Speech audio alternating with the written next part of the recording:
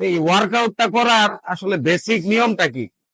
Basic নিয়মটা হলো আপনার ফার্স্টলি আপনার হ্যান্ড পজিশন। এই হ্যান্ড পজিশনটা কোথায় নেবেন?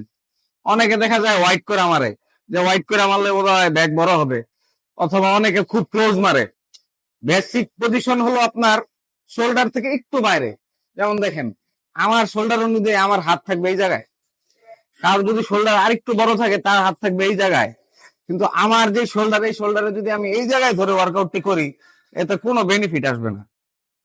তারপরে আরো যে ভুলগুলো চলে, এই যে এইভাবে দেখেন, আপনি হাঁটু থাকে এই জায়গায়, হাঁটু এই জায়গায় রাখলে হবে না, আপনাকে মোটামুটি সামনে দেয়া এইভাবে মায়েরা স্ট্রেচ করতে হবে। ফুল ফুল করার সময় হালকা আপনি সামনে যেতে পারেন, টান দেওয়ার সময় নিচে হোল্ড করবেন, 1 থেকে 2 সেকেন্ড হোল্ড করবেন, তারপর আবার ছাড়বেন।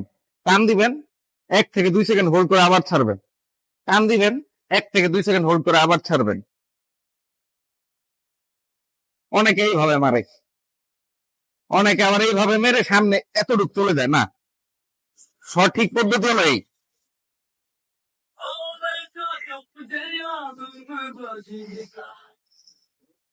এইভাবে আস্তে ধীরে যদি আপনি ওয়ার্কআউটটি করেন, আপনার ব্যাগে ল্যাট মাসেলের খুব ভালো একটা ফলাফল পাবে। ধন্যবাদ।